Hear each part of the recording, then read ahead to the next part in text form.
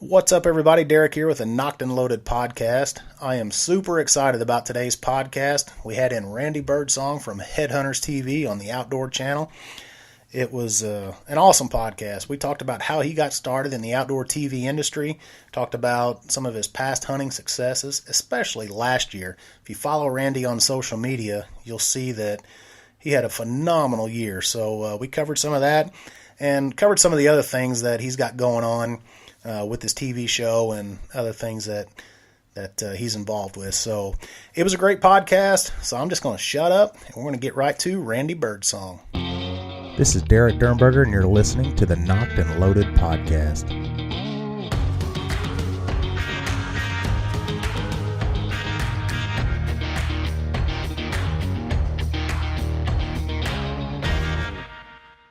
What's up, Randy Birdsong? Man, thanks for having me, brother. I'm glad you made it in. I'm telling you. Yeah. Thanks for having me. I'm enjoying this right here. This is new for me. I don't know much about the old podcast game, but you got her going on in here, man. I got one up on you then. You do. Yeah. That's a fact. First time. Yeah. First time.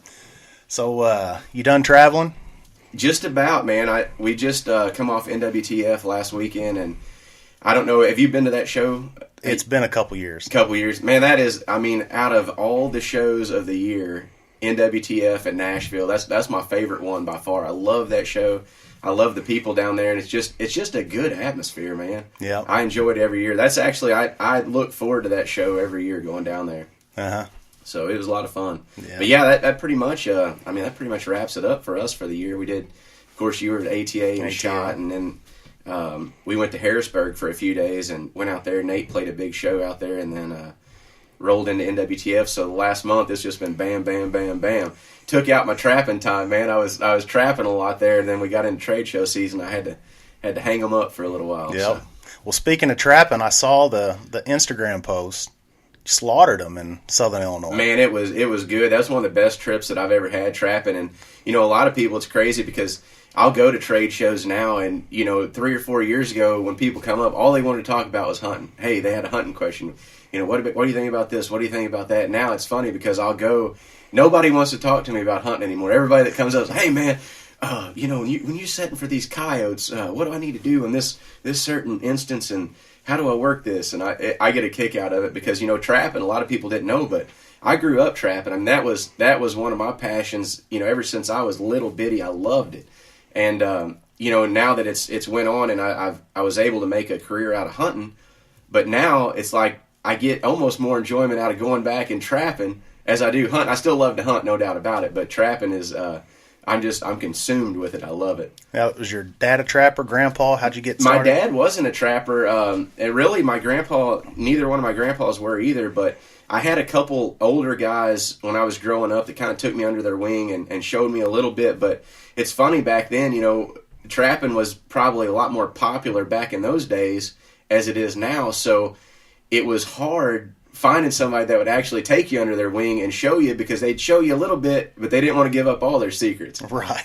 So there was a pretty big learning curve there, and a lot of it honestly was self-taught. I had a guy that showed me some water stuff, and that's kind of how I started, was doing a lot of water trapping, and then that kind of, rolled into predator trapping, and then now doing a lot of predator control work. So it's been fun, man. I get a kick out of it. I tell everybody, especially with coyotes.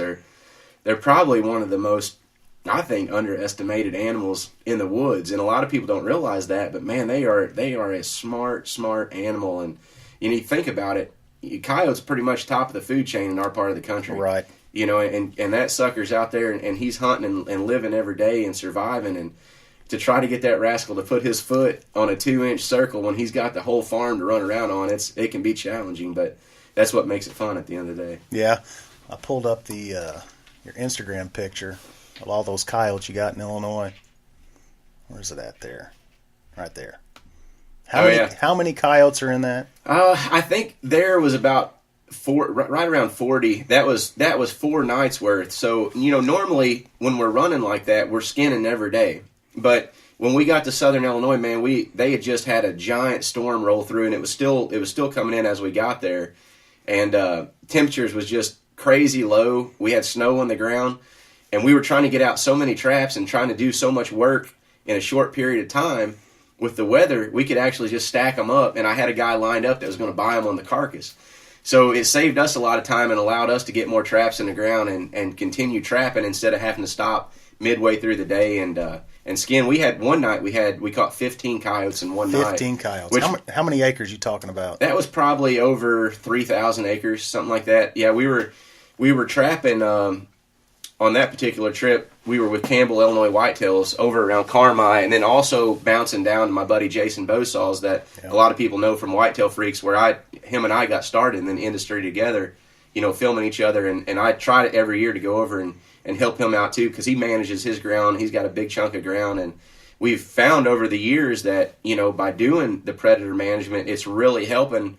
And as I'm sure you know too, you've hunted that area, a lot, and even this area, but we've got hit with EHD for a few days, a few years off and on here and there. And what we're finding out is by going in and hitting these predators after the EHD comes through, it kind of helps you and kind of hedges that hurt just a little bit, because, between predation and EHD, if you've got that combination, it's like a double-edged sword, man. Right. I mean, it just wears your fawns out and just knocks your whole herd down. So it's not a foolproof method, but we found that it definitely helps. Right.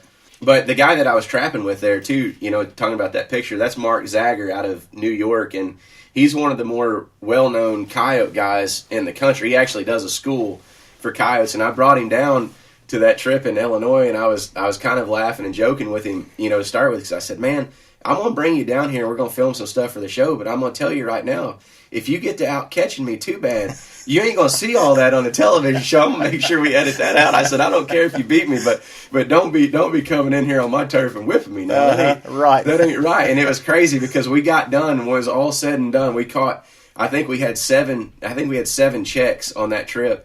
And when it was all, dust was settled, it was 25 to 25 coyotes. No kidding. Yeah, we would never do that again in our life. Uh-huh. But he found out on that 7 days how competitive I was. He said, man, I never knew you were this competitive. That's how I said, man, I don't like losing checkers, more or less trapping, you know what I mean? So coyotes, cold weather, it's easier to trap them, just like hunting. Well, they're moving more. So cold weather, they move better. I'm not going to say it's easier to trap them, because it's anytime you're dealing, especially like on that trip, when you're dealing with that extreme of weather conditions, it's unbelievably tough to keep things operable. And that's the whole key to it, is like they're going to move when they're under them kind of conditions. They're going to move. They got to eat. They got to survive. Yep. But keeping things operable is crazy hard. And it was actually a bit of a learning curve for me, because, in this part of the country, we don't get that extreme weather too much. And, we were dealing with 8-9 inches of snow, and then a couple days we had a foot of snow drifts over the top of our set. So I was a little bit out of my element, and I had to adjust fast. But I think, just facing those kind of conditions like that on trips like that, it makes you, just like being a hunter, and figuring out different places in the country to hunt and different animals, it just makes you a better, well-rounded trapper at the end of the day. And I was happy for it. I struggled the first couple days, but then I kind of got a system down that was working and started rolling with it. So I learned. It was a big learning curve for me too over there. Yep. How much snow can get on top of that before it's just inoperable? Well, so snow on top really doesn't hurt you too bad. It's when you get that crust, or you get that thaw, and then it freezes back at night, and you get that thick crust on top. That's what keeps things from not working. It's not really the snow. As long as it's cold and the snow's powdery, the snow actually insulates the ground, and it'll keep working. But it's when you get that warm up in the day and then drops off cold back at night, and things melt and then freeze and then melt and freeze. But so I went into it. I had every barrel packed. I went over with about 100 gallons. I make up wax dirt in the summertime. Actually, this year I had a buddy of mine make some for me, but I make up wax dirt, and what I do is, a lot of people don't know what in the world is wax dirt. I ain't never heard of wax dirt. So it's you learn all kinds of stuff, man. Being a trap, it's a lot of work, but it's a lot of fun. So I go out in the summertime and I'll actually sift dry dirt, and then you put it in a cement mixer, and you add flake wax, and you put a redneck fish burner underneath it, and you warm that dirt up, and you infuse and melt that wax into the dirt. And what it does is it makes a freeze-proof dirt. and waterproof dirt. So when you're faced with those kind of conditions, you got things that's on your trap that's actually going to be able to work through them. So yeah, there's a lot of little things, man, that I've learned over the years that, just like he says, like, man, those kind of conditions, they got to be moving, and they are. But most people, they're out of commission whenever they get that kind of weather, and they don't have those nights where they can really hammer them. But if you go into it kind of at least a little bit prepared, you'll hammer them. Right. So coyotes are scent-based trapping? They are. Yeah, they're a little bit visual, but mainly scent. They hunt off their nose a lot, where cats are kind of, they're really visual oriented, with a little bit of they hunt off their nose too, but they're really visual. So are you setting up a trap that is going to, catch both of them, or is it specifically a coyote trap? No, it's mostly my sets will catch both. And I try to set them that way, which in Illinois we were mainly targeting, coyotes, because Illinois don't have a completely open bobcat season yet. Right. Whereas in Missouri, if I'm trapping Missouri, I'm definitely trying to target both, because I want to catch cats and coyotes. They're both bad in their own way as far as from a predation standpoint. So I like to set a set that'll catch both, and I mainly run like dirt holes and flat sets, just different variations of them. Mm-hmm. Yeah, I got you. So you had a great year trapping, but you also had a great year hunting. I did, man. It was honestly probably one of my best years ever. Yeah. I mean, it's crazy, and you've been at it, as long as I have, and you know all about it too, but it's weird, man. Like, you get on those years, and it's like you can't get anything to go right. Nothing ever goes right. And those years, I mean, unfortunately, I've had a lot of them. It just happens. But then every once in a while, you get those years, it's like you can't do anything wrong. And that was this year, and it was weird because it wasn't the entire season. That's what's crazy about it. It's like I hunted from the end of August through practically, off and on through January. And there was only about a 2-week window there where it was a real heater. But man, when I got on that heater, son, it was like, holy cow, what in the world is going on here? Nate he wouldn't even talk to me hardly. Every other day I was sending a picture, like, I don't even want to see no more anymore. Just quit sending them. But it was crazy, man. I started off, and I went to Montana with a good buddy of mine, Joel Weaver, and went on an elk hunt out there at a place that we had hunted the prior year, and shot a great bull the first morning of the hunt, which with elk, anybody that's ever followed me on the show or social media or anything, elk has always been, that's been like the black sheep, man. I don't do well. I love to hunt them. Yep. Love to hunt them. I mean, it's my favorite thing in the world to hunt, but I've just had caught some bad breaks, and, missed some opportunities on some giant bulls. But like I said, went out there this year, shot that bull on the first morning of the hunt.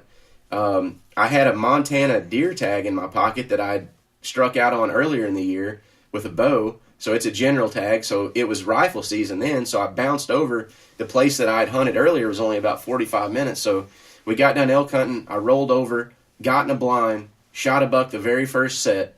Very first night, boom, shot a deer. Come back home. I was scheduled to fly in like 3 days later, because I'd kind of give myself a little bit of a window there to give my, a few days to hunt. And I looked at the weather, and I told Jason Heathcote, the guy that had with me filming, I said, man, I got to change my flight. I said, there is a giant cold front coming in Missouri last week of October, and on our place where we hunt in southern Missouri there, that last week of October, I don't know, for whatever reason, man, it always seems like that's the right week. That's just the perfect week. And I seen that cold front coming in, and it cost me an arm and a leg to switch my flights. Like, I don't care, man. I'm getting home. I got to get in the tree.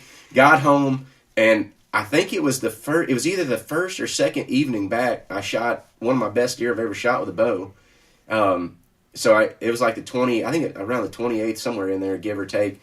And then got on a plane, went to Alberta, and shot the best deer ever shot on the very first morning, like a 186-inch mule deer. Yeah. So I was like, gosh, dang, I may as well not even hunt next year. I'm going to line up everything for Hosey, get all of his tags, and I'm just going to take the year off, because I already know going in, I ain't going to kill nothing. Right. I mean, it's going to be one of them years next year. But it was, hey, you got to take them when they come. That's right. Well, that elk is unreal. That it right there? Yeah. That's the one. So I shot that one. That's the one I shot in New Mexico in September. That was a cool hunt too. That was really that got my season started off, because, like I said, I started at the end of August. I hunted mule deer. I struck out there. Went to Montana. for archery whitetail. Struck out there, just having a tough time. I was like, man, this is going to be one of those years again. And Hosey had a little baby boy like the 2nd of September, so the first part of September he was kind of out. He didn't hunt too much, but that was his first trip too, was to New Mexico. And man, that was a crazy deal in itself, because we've hunted that ranch for a few years, and we've both hunted that water hole, and it's kind of one of the more well-known spots on that place. And we got there's a lot of different bulls in that area, and I chased that bull that morning and couldn't do nothing with him. He had cows with him, and I bedded him down, and John Skidmore was filming me. He's like, man, we got to go. He's like, that bull's bugling his bed right there. Let's go. And I was like, man, it's the first day. Let's just ease off of him, let's play it safe.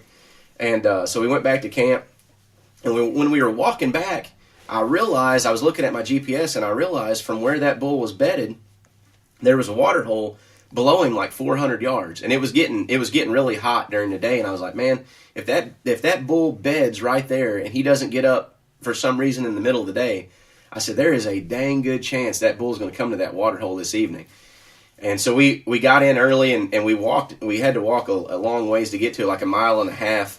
We kind of went out of the way just to make sure we didn't bump him. We got in there that evening. As soon as we sat down, we heard him bugle up there, and I said, well, he's still right there, man. And it wasn't no time he started bugling, and he come to the water hole and ended up shooting him. And 2 days later, Hosey flies into camp, and we know there's still a couple good bulls using that area. And I said, man, wherever you want to go, but I would not be scared to go back to that same water hole. That joker goes in there to the same water hole, and he shoots that 350-inch bull the first night. No kidding. Yeah, I mean, it's crazy, man. So what did your score? Mine was 362. 362? Yeah. And I think Hosey's was 351 or something like that. It's unreal. The two best bulls that we've ever killed in our whole career, yeah. Same water hole. Same water hole, 2 days apart. Yeah. Unreal. I love elk hunting. I've only been one time. You went to Colorado this year, I went to Colorado. Right? Yeah, how did that go? I missed. It was super hot. It was. Now, did you go with bow or gun? I went with bow hunting. Bow, okay. Yeah. So in September. I went bow hunting. Yeah. It was super hot, 85 degrees the entire week we were there.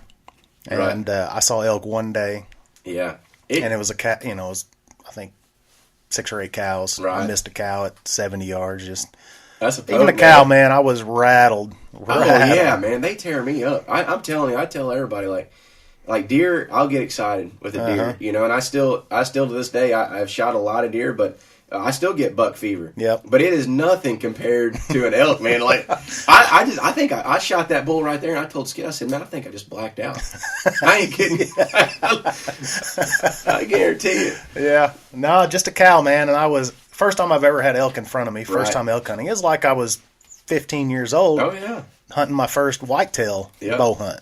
Now, what part of Colorado did you go to? Northwest, up around Steamboat Springs. Yeah, we've hunted that area a little bit. Yep.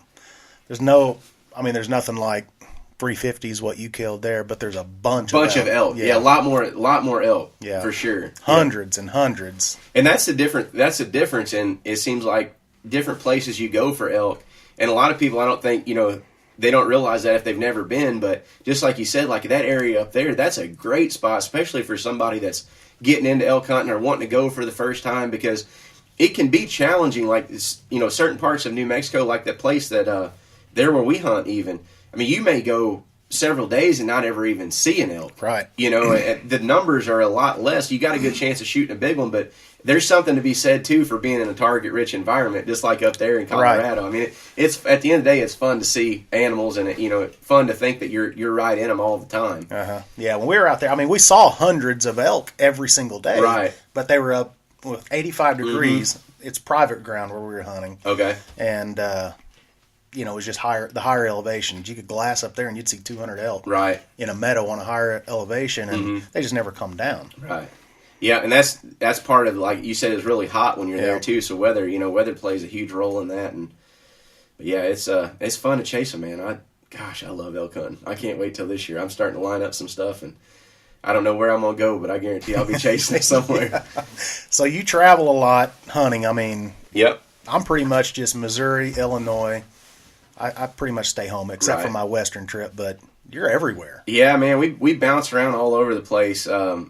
I don't know. I love being at different parts of the country at different times of the year. I've always early season whitetails have always been on my brain. Ever since kind of I got into the industry and had the opportunity to start going out there. I don't know. I love that type of hunting because for me, man, like I love being able to get a long ways away from them early season and kind of observe them and make my own game plan and then go in there and try to stick one. It's like you're battling self-control because out west, for anybody that's never been out there, it's a different kind of hunting than it is around here. You're going to see a lot of deer, and those deer are coming to those fields just about every day. A lot of them are on irrigated alfalfa fields, on river bottoms, and it's not a matter of seeing them. It's a matter of having enough self-control to wait until things are perfect to go in there, because most of the time, in my experience, if I have the self-control to wait and I think I got a solid game plan, I've got a very high chance of getting a shot at that deer on the first couple hunts I go in there. But if I get anxious and try to push the envelope and I get in there, a lot of times what happens is you'll bump that deer. Well, then the next night he comes out a half a mile down the field. Well, then you're out of the game, and you got to start back from scratch at that point. So just that little cat and mouse and self-control game, I love hunting out there, man. I always have. And then, of course, just like you said, hunting around home too, there's something to be said for that too, because I know you as well as I mean, we grew up right here hunting this area, and there's something to be said to that too, because I can be anywhere in the country. And when about mid-October comes, even late October, I start getting excited because I know that, Missouri rifle season's coming open, and that's something that I grew up doing, man. And, going to deer camp with your grandpa and your dad and just, all your buddies, it don't matter how big a deer you're shooting. Right. It's all about the experience. Mm-hmm. We go, my grandpa, I guarantee you, I could fill up a trailer truck load of spikes that I've seen him shoot in Missouri. And I guarantee everyone that he walks up on, he's just as proud as if it was a 150 that I shot in Illinois or, Montana, wherever it might be. Uh-huh. And that, I think there's something to be said to that, man, because as well as I, that the industry has kind of got away from that to a certain extent. It has gotten away from it. And it's sad, man, because that in itself, the deer camp feel and the family and the friends and everything that goes into that experience, that's what you and I grew up loving. Right. That's what got us hooked the way that we are. Uh-huh. I can remember going to deer camp. My grandpa tells the story still to this day. I was 4 or 5 years old, and they used to hunt over by Willow Springs a lot, and kind of over west of us. And they got to deer camp, and they set up camp, and my grandpa was going through the camper trailer, and he found my little pop gun and my vest that I'd went in there and packed, just hoping that I was going to make the trip, not knowing that I was going to get left behind.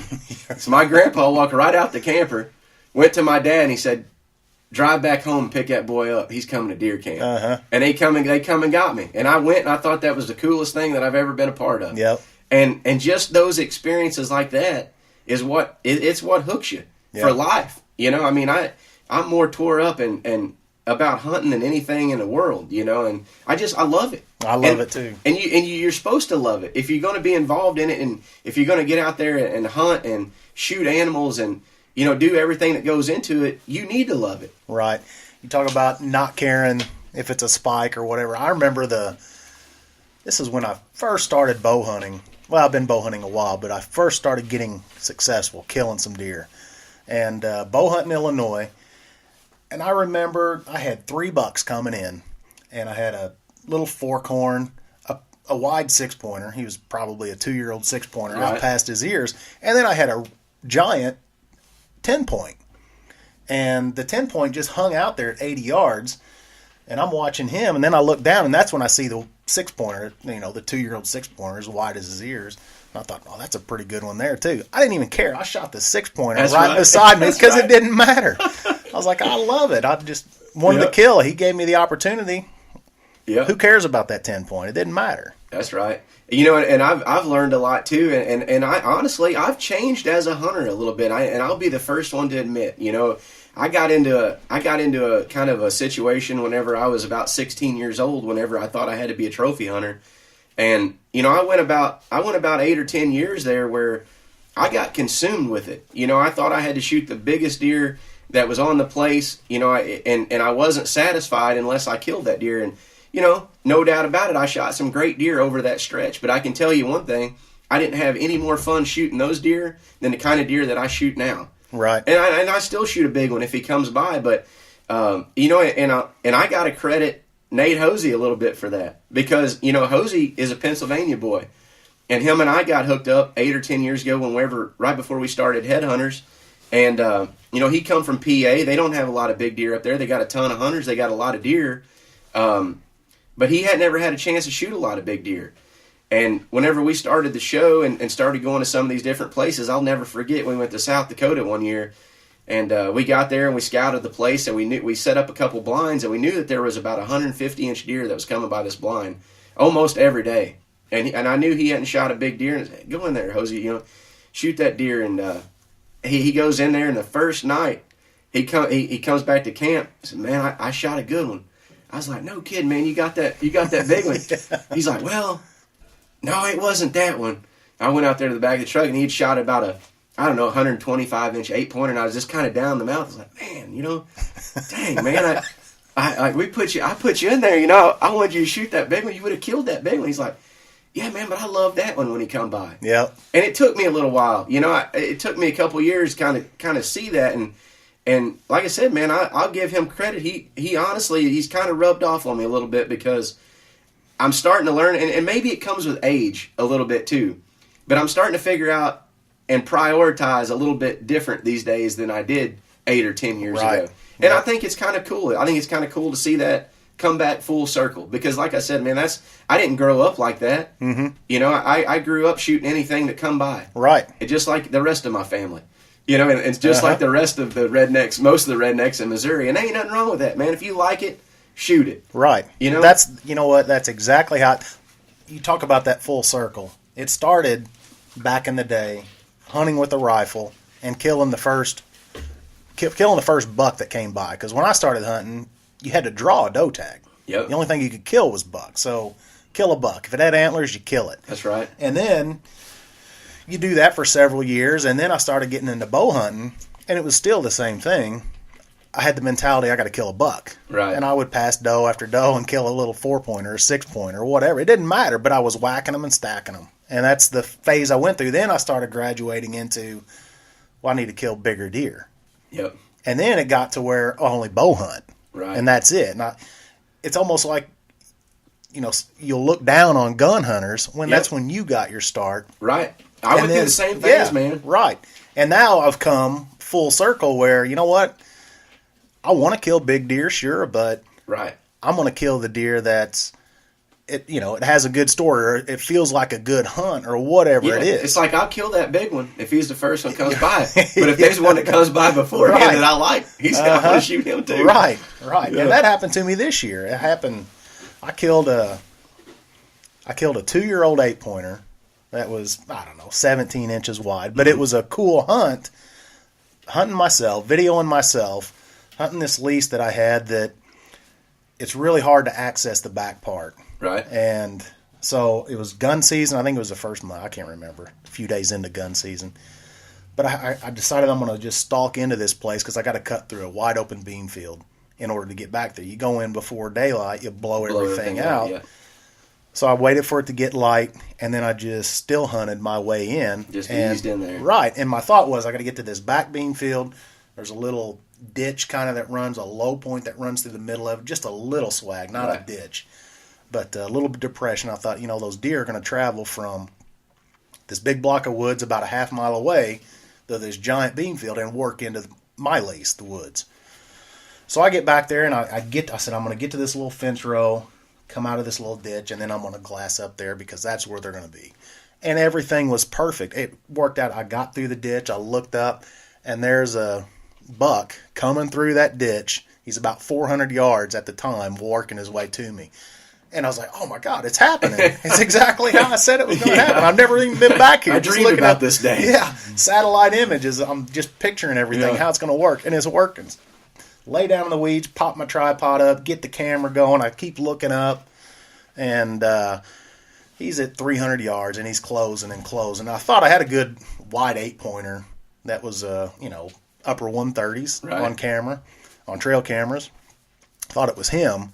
But by the time I got everything set up, I've never shot a deer laying prone either on the ground with my bipod and You go plumb sniper mode. yeah, that's what I thought. Yeah, man. I think, oh my gosh, I'm sniper here. Yeah, exactly. That's what I had in my head because I just got back from Gravic Ranch, which is a ranch we go to down in Texas, and we do long range shooting. So we're shooting out to 1,300 yards down there. Yeah, that's what I felt like. I was like, oh, my sniper training is going to work today. Yeah, and get everything set up. I get down on my gun. Everything's finally going, and I get him in the scope, and I was like, oh, it's not that big one I thought it was. Like, I don't care. Yeah. I'm killing him. And I ended up shooting him at 150 yards. What was weird is he saw me moving in the grass, laying down, and he just started walking right at me. He couldn't tell what you were. He couldn't tell what I was, and he had to come check it out. And that was his fatal mistake. that's right. That's right. But he was a 2-year-old, and I texted some pictures, but people start hammering you right away. Why'd you shoot that 2-year-old? This or that? And I was like, it's a good experience. Because I liked it. I wanted to. Yeah, it was a cool hunt, and I finished it right. But I hear you, man. But coming full circle, like you say, man, it's and that's where I'm at now. And the other thing is, I put so much pressure on whitetail hunting on myself since I started my show. Right. I'm in season 5 right now, and I put so much pressure on just whitetail hunting. You got to get it done. You got to get it done. When I was a kid, man, we hunted everything back in high school. Exactly. Anything that was in season, I hunted. And I'm kind of evolving back into that. I'm not going to put so much pressure on whitetail. I'm going to rabbit hunt. I went rabbit hunting this last month, and it was awesome. Yeah. Oh, it's such a good time. Yeah, that's the same way with me, like with the trapping and different stuff like that. I mean, I got out of that. I got so heavy into deer hunting there for a few years that I didn't have time to do anything else. I wasn't trapping. I wasn't duck hunting much. And, now it's like I'm going to make time to do other stuff too, because I love deer hunting, man, as much as anybody. I mean, I love whitetail hunting. Yeah, it's my favorite thing. If I only had to hunt one thing, I had to make a choice, it'd still be whitetail. I love whitetail hunting, but I'll be the first to tell you too, and just like whitetails, man, they'll make you feel like either a hero or a zero. Right. And you might go on a stretch like I had this year, and then next year I'll go back to the same stretch that I normally, about 50 or 60 days, and not shoot anything. And then they just beat you up, man. Uh-huh. I still love to chase them, but like I said, it's fun to do other stuff too. Yeah, no, it definitely is. So turkey season's right around the corner. It is. You're going to travel for that? We are. We're actually, we just got a hunt set up in Florida last week, and shoot, man, we're flying out on the 4th of March. Are you really? So just like a week and a half. That's the earliest I've ever hunted them, I think, down there. And that's I like Osceola having my Grand Slam. So Hosey finished his, I think, last year, and so we set that deal up, and I want to go down there and try to shoot one of them early southern birds. Yep. Are you going to try to get the Grand Slam this year? I probably won't this year. I don't know if I'll do Merriam's or not this year. Just now kind of laying out our schedule and kind of seeing where everything's going to fit in, but I definitely want to finish it up overall. Like I said, I've never shot one down there, so I'm looking forward to that. But we love hunting turkeys, man. Uh-huh. Hosey especially. That sucker right there, man, he'd quit eating for a week if he thought he'd shoot another turkey. Yeah. I ain't never seen nobody like it in my life, man. Uh-huh. If turkey season from the south to the north is 90 days, that joker right there is going to hunt about 89 of them. Yeah. No. He gets after it now. We know Tom Rainey. Tom Oh, Rainey. yeah. Oh, yeah. He's a nut like that. Mm-hmm. He's coming in to hunt with me, and I don't know, I think the first weekend of season this year. That sucker there is ate up with it, too. He is. I hunted with him in Illinois a couple years ago, and I got a kick out of him, man. He's a hoot to hunt. He's just a hoot in general. Uh-huh. That guy. I love him to death, man. Well, him and Hosey need to team up and go somewhere. We've been talking about it for a while. Yeah, they love that. Uh-huh. Yeah, no, I just kind of really started getting really into turkey hunting in the last, 5 years when I started my show. Where I grew up, there were no turkeys whatsoever. And it's only, I live 20 miles from here down in Scott County. But yeah, we never had turkeys, so I never really hunted them. It's fun, man. I like it. It's it's a springtime. I don't hunt them in the fall. I just spring hunt, but it's a time of year where there really isn't a lot going on. You can't deer hunt. You can't do any of your fall stuff. So I don't know. I like to get out there, and I just like turkey hunting because it's fun, and there's so much interaction in it. Uh-huh. You know, it's like deer hunting. You sit out there by yourself all day. You can't make a move. You can't make a noise. Yep. You know, and it's like, well, you're just waiting on one to walk by. And turkeys, you know, you can interact so much between calling and the way they act, and I don't know, man. It's fun. I like it. I like hunting them suckers. Do you cut much for the show, turkey hunting? Make an episode out of it? We do. Because we air mainly third and fourth quarter. That's when all of our new episodes. So we're kind of out of the turkey hunting scene by then. But we do one turkey show. And normally what we do is we just kind of, you know, we'll hunt all over the country, and then we'll just cherry pick our best hunts and put them together for one episode, and then use the rest like on social media or something like that. But yeah, we definitely do a turkey episode. Hosey would leave the show if we didn't do a turkey episode. Uh-huh. So, you've been in the TV business for quite a while, right? I have, yeah. As far as like overall, you know, I kind of started not too long after high school. I started with Don and Candy Kiske, and then that kind of progressed. That was back before they even had a television show, which a lot of people don't know. But you know, they started with juries, and then after that, they did their own VHS series, I guess, back in those days.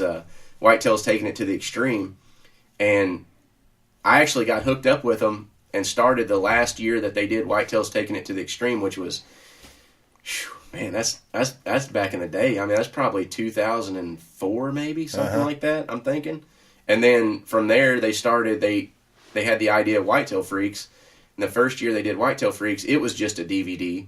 And then that transpired into the television show, and Jason Bosaw, my buddy Jason over in Southern Illinois, we did Whitetail Freaks, the television show, for about 3 or 4 years, I think. And then at that time, I was getting out of school at SIU, and I was at a point in my life where it's like, well, do I go for it, or do I just hang it up and take a desk job? And I'm like, I don't like the sounds of that desk job. I'm not sure I'm cut out for the desk job. So I rolled the dice, and here we are. So yeah, it's been a ride, man. I guess overall about 14 years I've had invested in it. This is our 8th season of our own show, but yeah, I had some work in the industry before then. So yeah, it's quite the journey, man. It's been quite the roller coaster, that's for sure. Well, as far as everybody's concerned, you know, you just get paid to hunt. Oh yeah, right. Yeah, you get paid to hunt. You're making a living hunting. It's like, man, hunting is like this much of everyday business of the hunting industry. That's the funny thing. It's and I'm sure you get it all the time too. But you get all these guys. They come up, man, how do we do what you do, or how do we get to hunt for a living? And it's like, well, there's how long you got here? Because I got a lot to talk about here. But no, it's a funny industry, man. Because like I said, a lot of people looking at it from the outside, they do have the perception that we're just hunters. But there's so much more to it from a business standpoint, you know. And I actually went to school, and my goal was to have a television show at some point. But I knew that I wanted to have some kind of foundation on the business side, so I actually got my degree from SIU in finance, which a lot of people don't know, which is kind of weird because they're like, man, you hunt for a living, you got a degree in finance. But I wanted to have some kind of background in business, and I'm glad that I did, man, because I'm just like we were talking about a while ago. There is so much that goes on that side. I mean, honestly, the business side of the television show is probably 70 to 80% of it, and the hunting is 20 to 30% of it. You know, if I'm not, people's like, what do you do in the off season? I'm like, man, there is no off season. It's like there's hunting season, and then there's office season. Right. And there's, you know, just keeping up with partners and negotiating deals for the next year, and seeing and making sure deliverables are carried out. And you know, now with social media growing the way it is, it's like you got to make sure everything's lined up on the television side, but then there's also the whole another side of the business, which is social media now. And I know, I'm sure your partners are the same way, but everybody is wanting more content. We actually just hired 2 interns last week that's going to come on to the team, and because we had to have some more support, man, because we couldn't punch out enough stuff. And you know, we've been doing it for 8 seasons, so we're sitting on all those archives of seasons of material, but we didn't have the manpower to cut it, Right. you know. So we brought in some more help, and we've got a ton of content that we want to try to get out there and help build our social, and then also, you know, help our partners out. But there's just a lot of different elements that goes into it. And, you know, even trade shows, you know, we just got off a kind of trade show season here, and I know you hit a ton of them too, but a lot goes into that, and just going, and man, has that changed in the last 5 years. Holy cow. I mean, you walk in there now and it's corporate America. Yeah, which it really is. It's honestly, it's sad to me, because I know when I got in the industry, and I'm sure you're the same way, but it was kind of a mom and pop's industry. Mm-hmm. And it's over the last few years, it's kind of taken a shift towards the corporate America side. And it's sad, man, because that's not, I don't know, like that's not me. Right. Well, And it doesn't feel like hunting either. it doesn't. And honestly, like, and I don't want to get too much into the politics of the hunting industry, but in my opinion, I think that it's hurt it. Mm-hmm. And I think a lot of other people are seeing that now, because the fact of the matter is 10 years ago, just like I said, it was built off the mom and pops, and it was built off the people that truly had a passion for what they were doing. Whether it come from product development or whether it come from dealing with the consumer, they had a passion and a drive, and they had that, you know. Mm-hmm. And now with the corporate America and the private equity and everything that's got into this industry, when that happens, to me, there's a huge disconnect between the manufacturer and the consumer. Yep. And when you get that, things go downhill. And I think that a lot of these companies are starting to see that now. And it's sad, man, because it's an industry that I love. I know you love it. Uh-huh. And I just want to see it. I want to see it turn back around and get to where it was. Because that's the industry that I got in that I loved. Right. And, when we go to those trade shows, we're not just going, well, Nate's probably just going there to party. That's right. And play music and do his thing. But you and I go there, and most everybody else, we're conducting business. It's not just a party. Yeah, that's exactly right. Yeah, I mean, because the thing about it is the industry and even what we do on the television side, it's built off relationships, man. Mm-hmm. I mean, it's not who has the best television show out there, or, who has the biggest social media following. It's who's got the best relationships. Right. And we've always really took pride in that, man, because relationships do matter to us. I mean, if we're partners with somebody, we don't want to just have a business relationship. Right. I mean, we got some of my best friends in life are my business partners. Mm-hmm. And I love it. Yep. Because, I mean, that's the way it ought to be. You still got to draw the line between friendship and business, but there's no reason why you can't have both. Right. And we've always, like I said, we've always prided ourselves in trying to make those relationships. And man, just, trade shows, that's what we utilize them for, because honestly, it's like a big family reunion. Uh-huh. And we do business there, but we also get around and make sure that we see everybody that, that we do have partnerships with and friendships with. And shoot, man, just hang out, catch up, and talk about the season, talk about what's in the future. And I love it, man. I llove it. I love being around people, Right. I don't know. I have fun at the trade shows. It's work at the end of the day, but and shoot, Hosey, he's the best PR man there is in the industry. Joker, he'll talk to anybody. He cracks me up. Yeah, you talk about getting started in the industry, man. I remember when I started 5 years ago. It's 2011, so that's 7 years ago now. 2011, I went to my first ATA show, right, and didn't know a soul in the industry. That's right. Absolutely no one. Yeah. My brother and I went, let's go check this out, to the ATA show. And had an idea that I'm going to start this thing. So I just started cold calling, yep, anybody that you could. Anybody that would listen to me. And I remember Tom Rainey, so before I tell you this story, do you watch Seinfeld, or have you watched Seinfeld? Yep. Mm-hmm. Yeah. You remember when Kramer got the coffee spilled on him, yeah, and he's in there negotiating with the lawyers? So Tom, now back to the ATA, I go see Tom in Browning Trail Cameras and tell him what I'm doing, and he's a tough bargain too. Yeah. Do you know Brent? Okay. Yeah, so you know Brent? Yeah, Brent Feathers. So Brent is he's a pretty intimidating guy for most people, right? So I walked into Brent, and I met somebody down there that knew Brent, and I go talk to Brent. He introduced me. Carl Drake introduced me to Brent. Yep. And I said, I got starting this TV show. Brent just looked at me, turned around, and walked away. Nice to meet go you well. too. That didn't go well. Yeah. So Carl said, well, let me introduce you to Tom.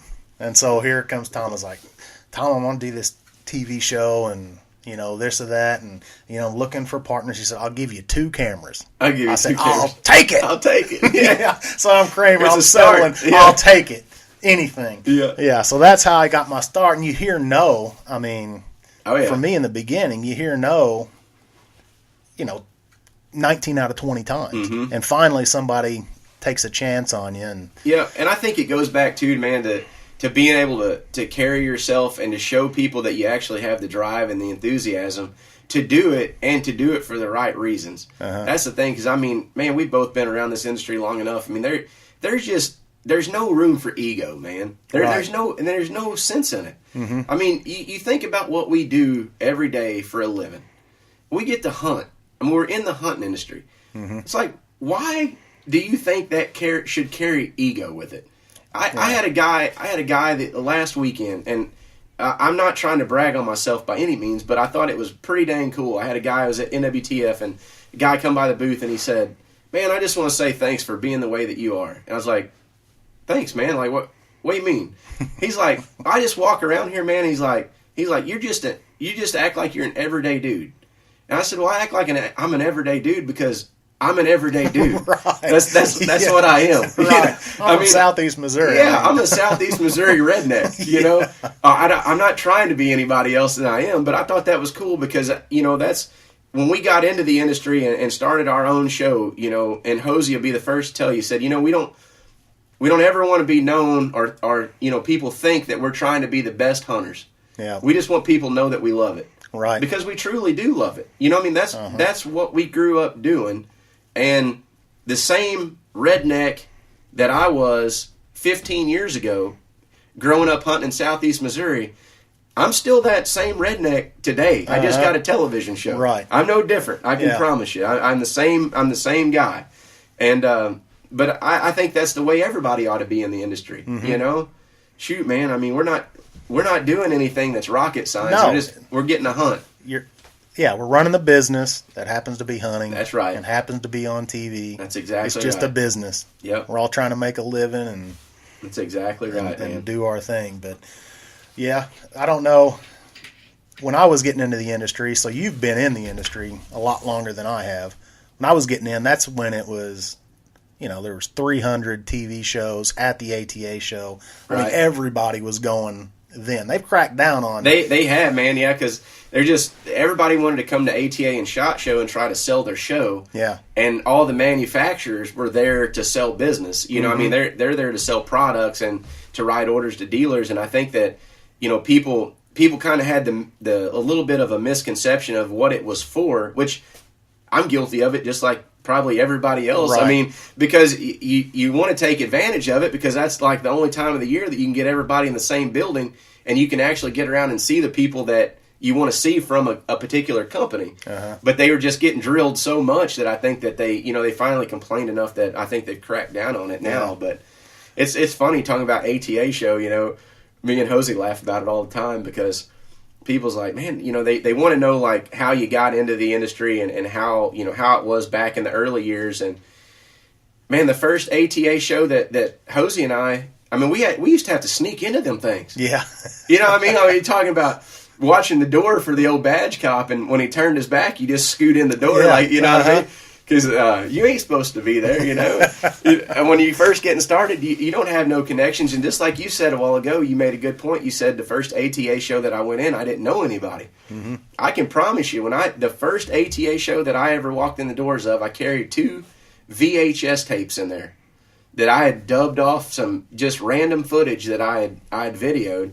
And that's the only thing I had. I didn't know how to edit. I didn't know, barely knew how to run a camera. Right. But I knew I wanted to be in that industry, and I was going to get in that room no matter what it took. Right. And so I brought 2 VHS tapes in there, and I'd watch Don and Candy, I'd watch Jay Gregory, I'd watch the Drurys, and that was probably who I had watched the most. Obviously watched Monster Bucks growing up, but I didn't think that there'd be much of a chance to get in with that crew right off the bat. So I carried those 2 VHS tapes in there, and the first 2, I ran into Don and Candy. I handed them a VHS tape, told them who I was, what I wanted to do, and just look, probably there ain't no telling what I look like because I was probably red in the face because I was so starstruck to get to meet the people that I'd been watching for so long. And I think I gave a VHS tape to either Mark Drury or Jay Gregory. I can't remember which one, but about 2 weeks later, Candy called me, and she's like, "You really want to do this?" And I'm like, "Heck yes, I want to do this."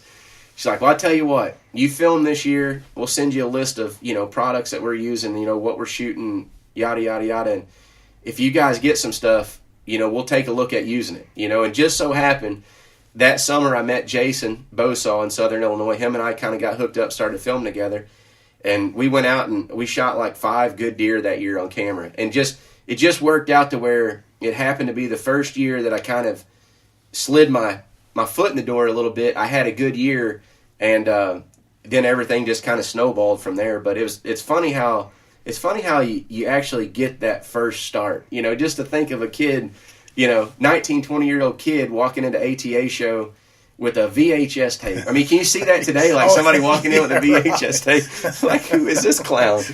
And that's probably what they thought about me too. But I don't know. And then the other funny thing about my side too is how Nate and I got hooked up. So a lot of people don't know that story either. A lot of people think that we've known each other forever. And it feels like that we do. I mean, we're truly like, he's like my blood brother. Yep. He is literally family. I mean, I love the guy like he's my brother. But we actually got hooked up at a trade show, Harrisburg, Pennsylvania. That was back whenever I was still with Don and Candy doing Whitetail Freaks, and we had a booth there. Hosey was doing a lot of stuff with Hunter Specialties. He was running the camera a lot for Matt Moret and Eddie Salter and those guys. And so he was at Harrisburg, Pennsylvania, too. That's a show that he always does. And, man, that was the first year that Hunter Specialties come out with that dang hen squealer turkey call. And I'm sitting there working the booth, actually working. Hosey don't know anything about that. He's just walking around the trade show floor, doing PR work for the company. But he keeps walking by blowing this stupid call, man.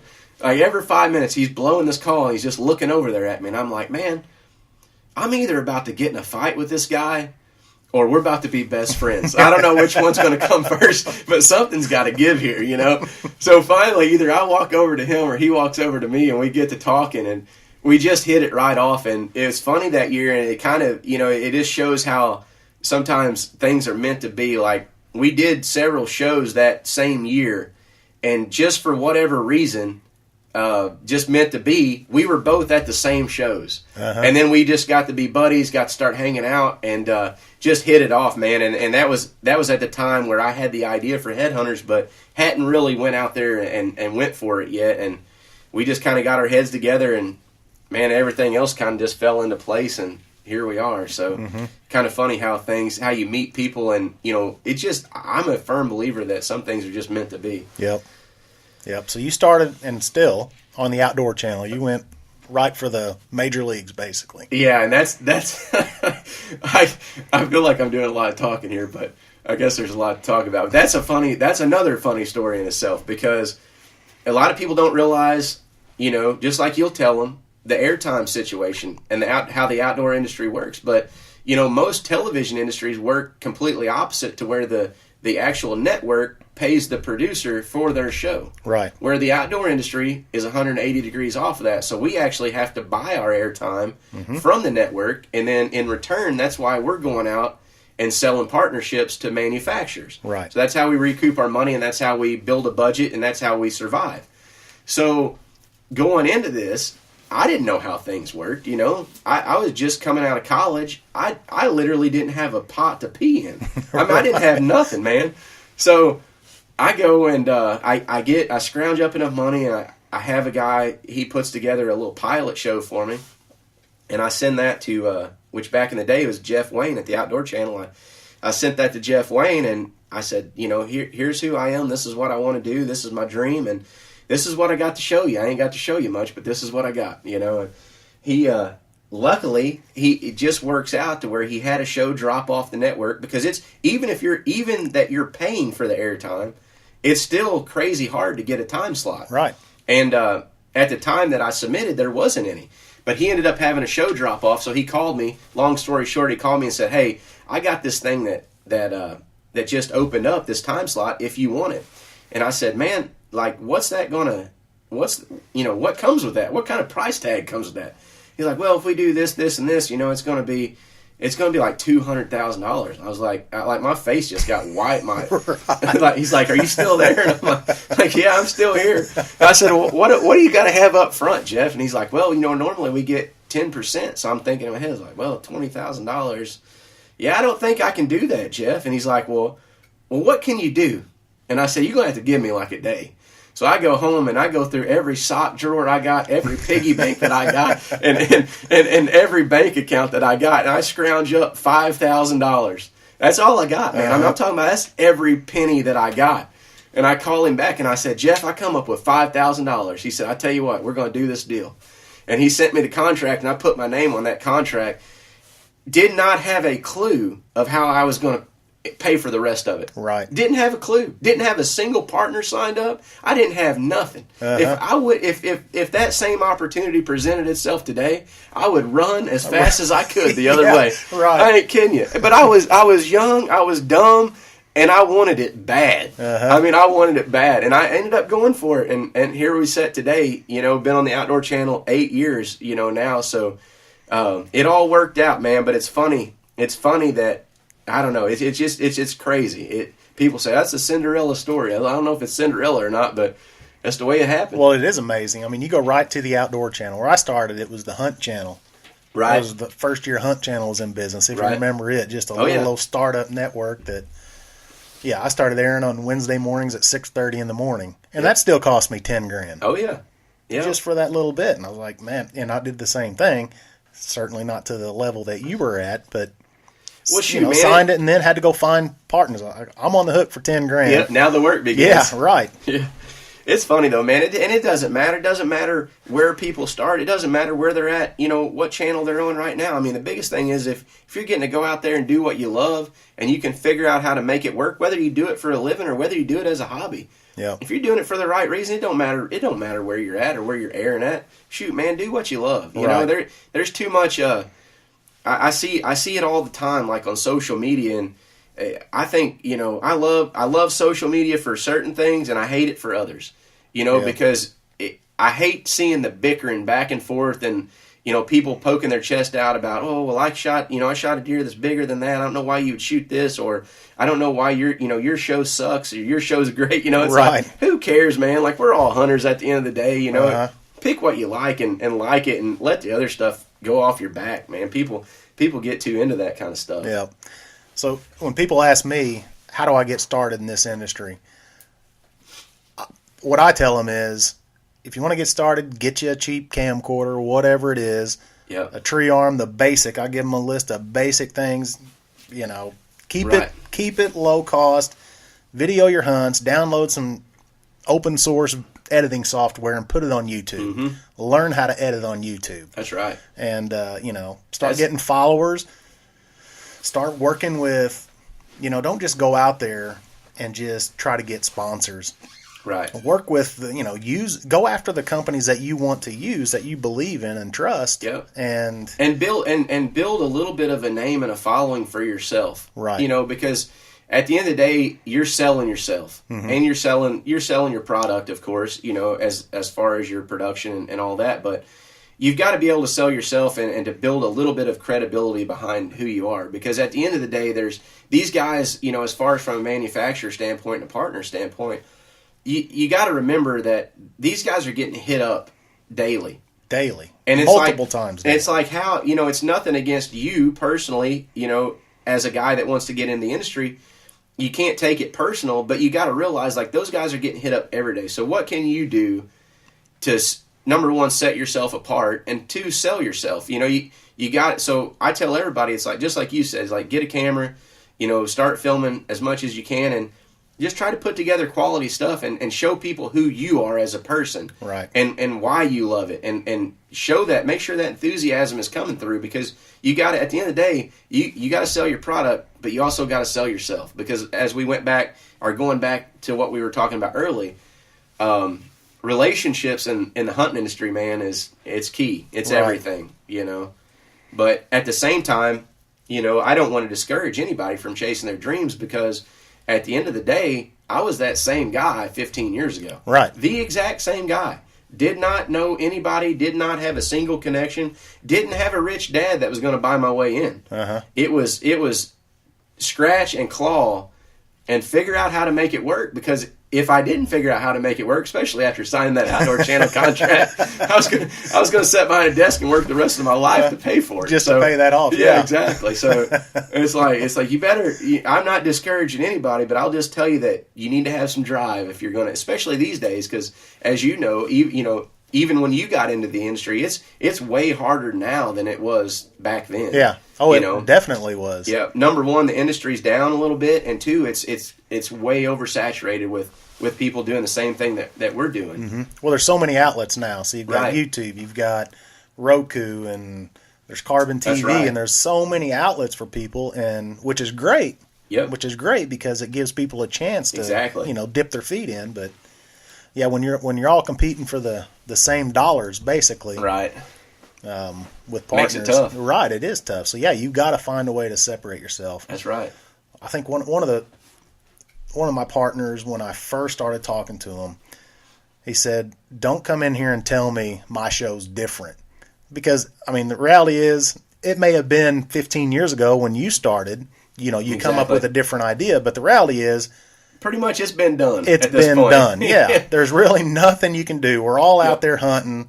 We're killing animals. Yep. And we're doing our thing, but it's beyond that. There's got to be add-on benefits, deliverables, like you said earlier. Yeah, those companies want to know that when they sign you on as a partner, you're going to go to work for them. Right. At the end of the day, it's not just a free handout. Like here's a check for X amount of dollars. Go have fun. Right. They're going to hold your feet to the fire. You know what I mean? They're going to expect to get something out of what they're putting into you. Right. So which it should be. I mean, at the end of the day, it should be. I mean, that's the way life works. I mean, nothing's free in life. That's right. You got to work hard for it. So. Yeah. So I haven't been to the NWTF the last 2 years. That's a fun show that I'd love to go to, but I've been working other trade shows for my other partners, so that's part of the extras that I have to do. I work trade shows for them, and I'm selling trail cameras. Yep. Tom Rainey's got you working. That's right. Yeah, but I love it, man.